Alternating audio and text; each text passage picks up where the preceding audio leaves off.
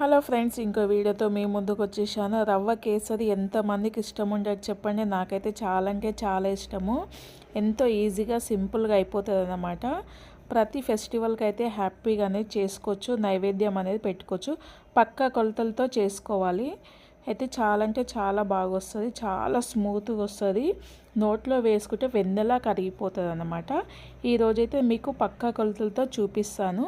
ఇక ఒక బౌల్తో అయితే ఖాళీ బౌల్ తీసుకొని దాంట్లో సగం బౌలు నెయ్యి అనేది తీసుకున్నాను. నెయ్యి తీసుకొని కడాయి కొంచెం వేడెక్కినాక నెయ్యి వేసుకొని దాంట్లో డ్రై ఫ్రూట్స్ వేసుకొని డ్రై ఫ్రూట్స్ మంచిగా వేగనివ్వాలి. డ్రై ఫ్రూట్స్ వేగిన తర్వాత ఈ డ్రై ఫ్రూట్స్ అనేది తీసేసుకుందాం. మంచిగా గోల్డెన్ బ్రౌన్ కలర్ వచ్చినాక తీసుకొని పక్కన పెట్టేసుకోవాలి. ఇంకా అదే బౌల్తోని ఒక 1 బౌలు ఈ నెయ్యిలో అనేది వేసుకొని మంచిగా మనము వేగనివ్వాలి.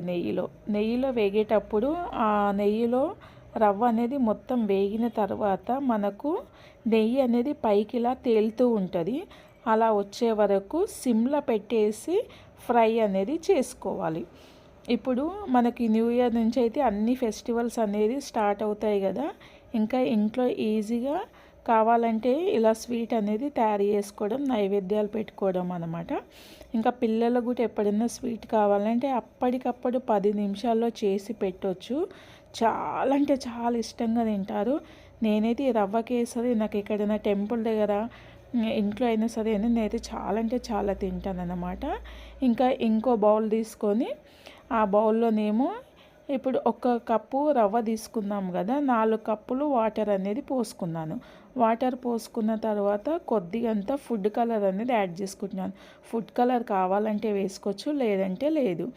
ఇంకా ఆ ఫుడ్ కలర్ బాగా మసులుతున్నప్పుడు ఇంకా దాంట్లోనే కొంచెం యాలకుల పొడి కూడా వేసుకొని వాటర్ మసిలిన తర్వాత ఈ రవ్వ అనేది ఉంది కదా, ఆ రవ్వలో కొద్దిగా వాటర్ పోస్తూ కలుపుకోవాలన్నమాట.